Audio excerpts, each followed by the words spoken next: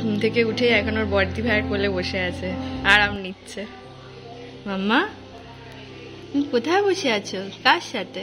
বর্দি ভাইকে এত good morning বলেছো? একটু আদর করে দিয়েছো? হামা দিয়েছো?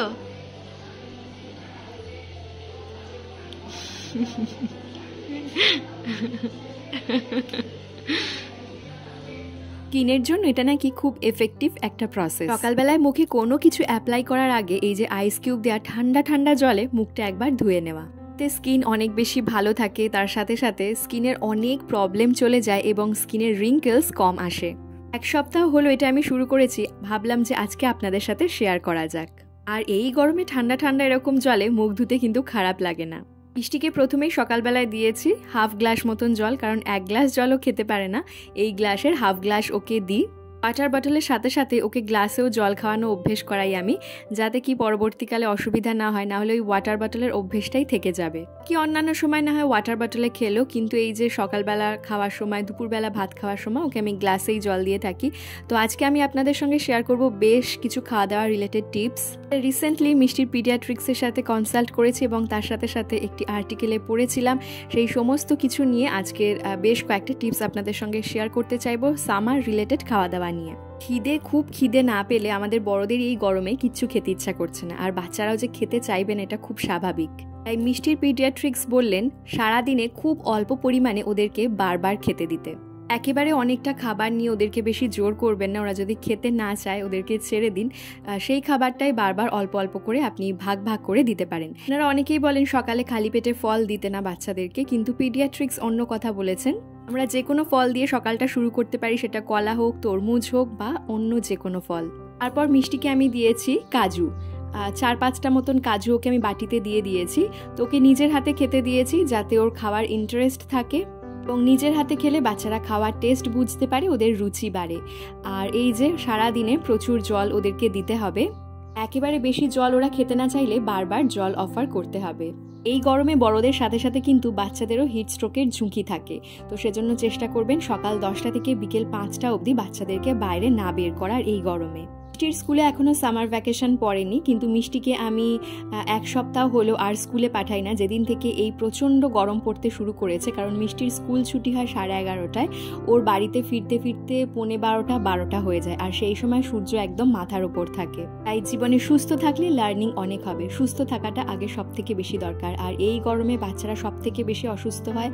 খুব গরমে যেরকম ওদের হিট স্ট্রোকের ঝুঁকি বাড়ে, তার সাথে সাথে খিঁচুনি বা এপিলেপসির মতন সমস্যাও কিন্তু হতে পারে। আমাদের বাবা মায়েদের ওদের খাওয়া দাওয়ার সাথে সাথে ওদের অ্যাক্টিভিটিসের দিকেও খেয়াল রাখতে হবে।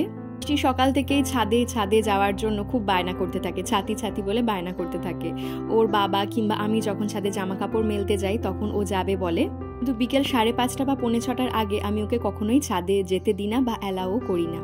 ছোট এই ধরনের অ্যাক্টিভিটিস দিয়ে কিন্তু ওদের অ্যাক্টিভও রাখতে হবে, যাতে খাবারটা ভালোভাবে ডাইজেস্ট হতে পারে। অনেক সময় দেখা যায় আমরা বাচ্চাকে বেশ কিছুটা খাওয়া দাওয়া করিয়ে দিলাম, খাওয়া দাওয়া করার পরে ওরা হয় ফোনে কোনো কার্টুন দেখছে বা বসে বসে কোনো কাজ করছে। ছোট বাচ্চাদের ক্ষেত্রে এই ধরনের খেলাধুলা বা অন্যরকম কোনো গেমস অ্যাক্টিভিটিস, আর বড় বাচ্চাদের ক্ষেত্রে যোগা করাতে পারেন, এক্সারসাইজ করাতে পারেন, সামান্য একটু হাঁটাহাঁটি করলো, গাছের পরিচর্যা করা বা কোনো রকমের ক্লিনিং অ্যাক্টিভিটিস, এই ধরনের জিনিসগুলো করতে পারে।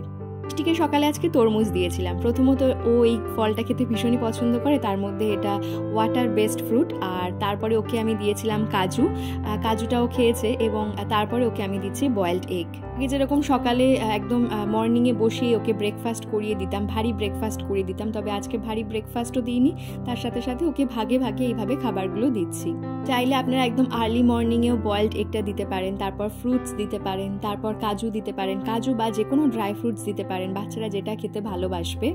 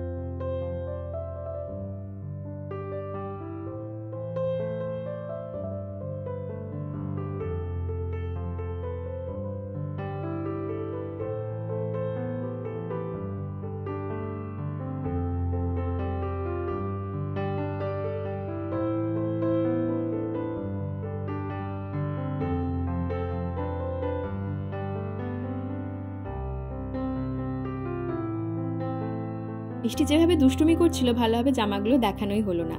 তো ওর পিপি যে জামাগুলো দিয়েছে, বেশ কয়েকদিন ধরেই ভাবছিলাম যে ঘরে পরার জন্য এই ধরনের হাফ প্যান্ট আর পাতলা গেঞ্জি কিনবো, তো ওর পিপি যেহেতু দিয়েই দিয়েছে, ঘরে বেশ কিছুদিন এই গরমে এগুলো বেশ ভালোভাবে পরতে পারবে। তো এই যে মিষ্টির দুপুরের খাবারের অ্যারেঞ্জমেন্ট করছি। হ্যাঁ, দুপুরের খাবারে অনেক সময় আমরা চিন্তা করে থাকি যে কি দেব এই গরমে পাতলা ডাল, মাছ বা মাছের পাতলা ঝোল সবজি দিয়ে, এগুলোই কিন্তু একদম ঠিকঠাক। আর তার সাথে সাথে বাচ্চাদের খাবারে, দুপুরের খাবারে আমরা টক দইটা অ্যাড করতে পারি। টক দই আমি এমনি টক খেতে ভালোবাসি, কিন্তু টক দই তো ভীষণ টক, তো সেই জন্য আমি একটু এর মধ্যে গুড় অ্যাড করব। গুড় অ্যাড করে দিলে ও বেশ ভালো খেতে পারে। আগের বছর ওকে গরমে দিয়েছিলাম, এবছরও দিচ্ছি। টক দই দেওয়ার ক্ষেত্রে ঘরে পাতা টক দই হলেই সব থেকে কিন্তু বেস্ট বাচ্চাদের জন্য। আর তার সাথে সাথে প্যাকেট যে টক দইগুলো হয়, আমার মনে হয় সেগুলো অ্যাভয়েড করাই ভালো, কারণ ওর মধ্যে কত রকম প্রিজারভেটিভ দেওয়া থাকে আমরা জানি না। এটার কি আমরা বাড়িতে টক দই করে দিলাম, আর যেই দইটা দিয়ে জমাতে বসাবো সেই দইটা মিষ্টির দোকান থেকে কিনে আনলেই ভালো, তার কারণ ওরা একদম ফ্রেশ তৈরি করে। এই যে মিষ্টির দুপুরের খাবার একদম তৈরি। আজকে ওর দুপুরের খাবারে রয়েছে ভাত, মাছের ঝোল, মাছের ডিমের দুটো বড়াও রয়েছে, কারণ ও খেতে ভালোবাসে। তো মিষ্টির দুপুরের খাবার কমপ্লিট হয়ে গেছে, আর ওকে আমি সব শেষে দইটা দিয়েছি নিজের হাতে করে খাওয়ার জন্য।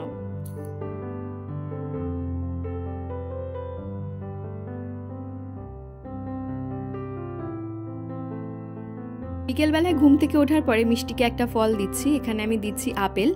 বালি আপেল দিলে মিষ্টি সাধারণত নিজের হাতে করে খেতে পারে, আর যদি খুব ডাসা আপেল হয় ও খেতেও চায় না, আর তার সাথে সাথে ও মানে খুব একটা পছন্দ করে না, মানে খেতে পারে না আর কি ডাসা আপেল দিলে। তো সেই জন্য ওর জন্য সবসময় বালি আপেল আনা হয়েছে। তবে মিষ্টি কিন্তু যেরকম সেরকমভাবে দিলে হয় না, ওকে এরকম চেয়ারে ভালোভাবে দিতে হবে, তার সাথে সাথে একটা চামচ দিলে তো খুবই ভালো হয়। ওর বাবা এরকম পরিপাটি করে খেতে খুব পছন্দ করে, তো সেই জন্যই সেই গুণটাও পেয়েছে। আর আমারও খুব ভালো লাগে ও যে এরকম পরিপাটি করে খেতে চায়। মিষ্টি 2 ইয়ার্স হয়ে গেছে এবং এরপর থেকে মিষ্টিকে পিডিয়াশিওর দেওয়া স্টার্ট করছি আজকে থেকে।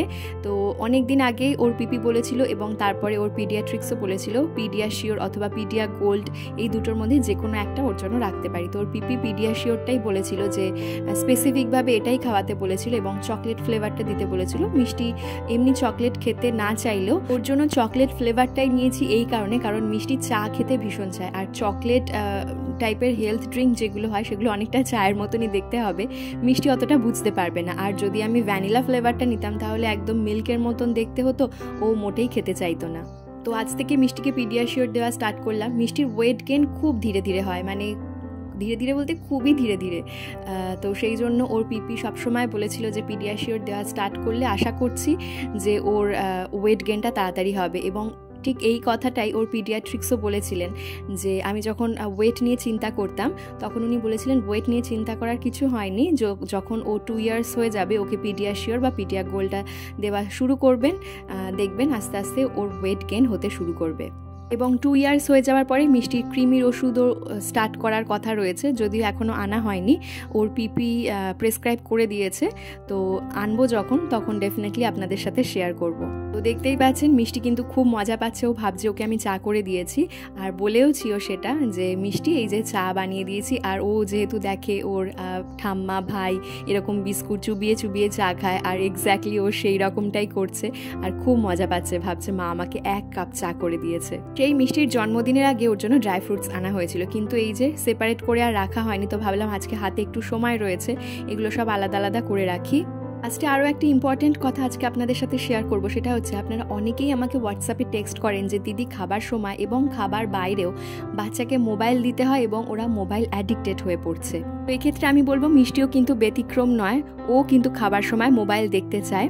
আমাদের বাবা মায়েদের অবশ্যই খেয়াল রাখতে হবে এবং দেখতে হবে যে বাচ্চারা মোবাইলে কি দেখছে, সেটা থেকে আদৌ কি ওদের কিছু শেখার রয়েছে।